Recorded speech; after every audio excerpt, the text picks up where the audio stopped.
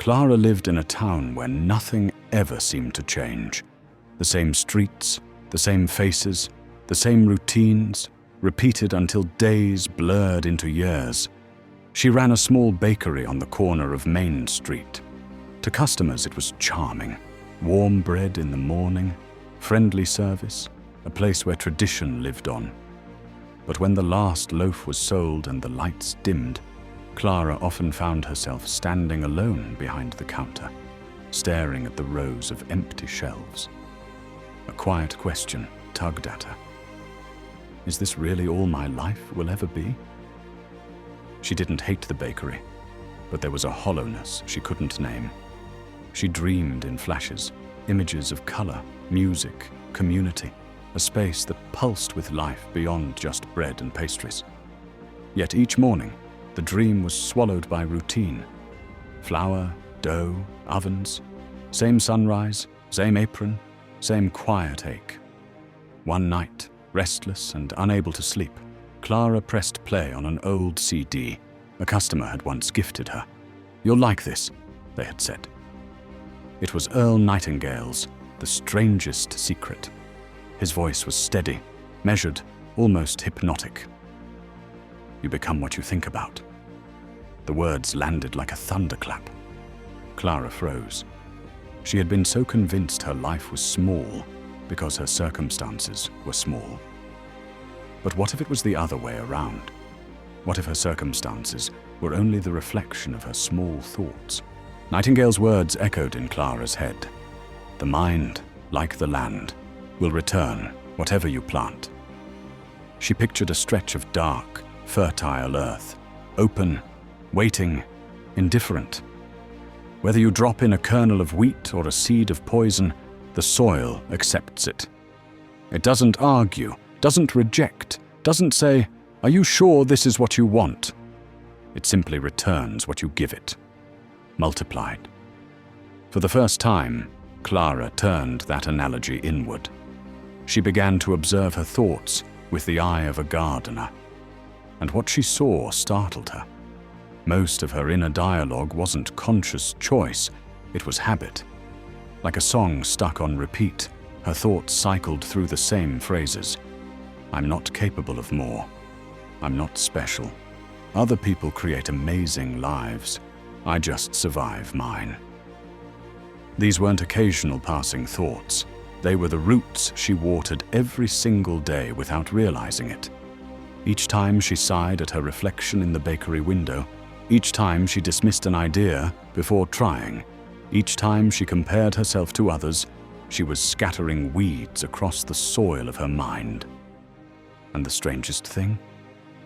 Life always matched it. Customers came in for bread, paid, and left. The town kept moving without her.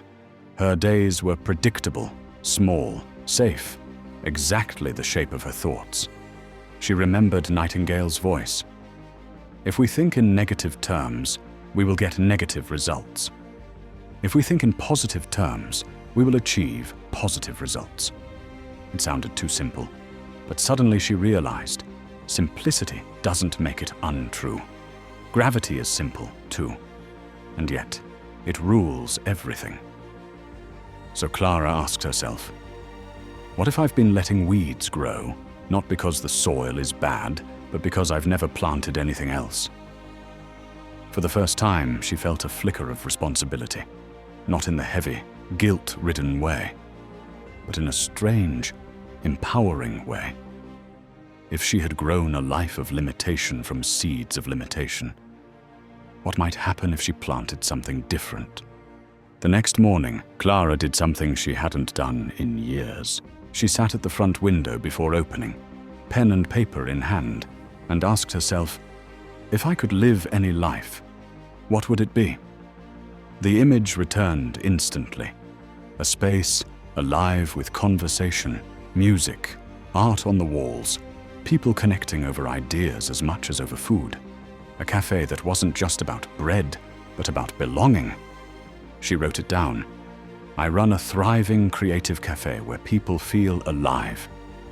It felt strange, even reckless to write. But Nightingale had said to put your goal on a card and carry it with you. So she did. Every time doubt whispered, she touched that card. She began to imagine it, not in vague fantasy, but in vivid detail. The sound of a guitar in the corner, the hum of late-night laughter, the smell of fresh paint mingling with coffee. She let herself feel what it would be like to walk into that reality as if it already existed. And slowly, she began to act differently. She invited a local artist to hang her paintings on the bakery wall. She asked a musician friend to play a Saturday evening set. She rearranged the furniture to create space for people to linger. It wasn't magic, it was momentum. The more she fed the vision, the more real it became. Customers noticed. They started staying longer, talking to each other, bringing friends. What had been a quiet bakery began to hum with possibility. Within months, Clara's cafe was alive in ways she could have never predicted. It didn't just look different, it felt different. Step inside on a Friday evening, and you'd be met with warm amber lights, the faint strum of a guitar, and the hum of conversations weaving together like music. The air smelled of fresh bread mixed with espresso, with a hint of paint from the latest art show drying on the walls. Tables were pushed closer now, so strangers could sit side by side, and laughter rose in waves from every corner. The transformation was undeniable. But what struck Clara most wasn't just the physical space, it was the people. She watched a shy teenager blossom into confidence while sharing her poetry at open mic night. She saw neighbors who had lived on the same street for 20 years finally talk to each other over cappuccinos.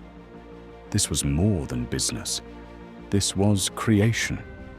And the memory of her old self, alone in the bakery, convinced nothing would ever change, felt like another lifetime. Nightingale had said, "Success is the progressive realization of a worthy ideal." Clara finally understood.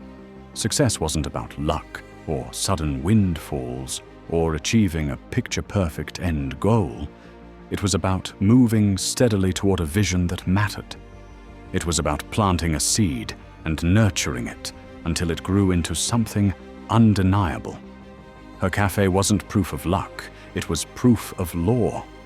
Proof that the mined soil had no choice but to grow whatever was planted, so long as the gardener was faithful. As she stood at the door one night, watching people fill the space with energy she once only imagined, Clara smiled. This wasn't chance.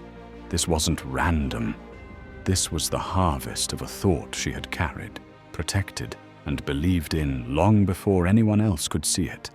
The strangest secret had revealed itself to her, not as a theory, but as her lived reality. We become what we think about. Nightingale called it the strangest secret because it hides in plain sight.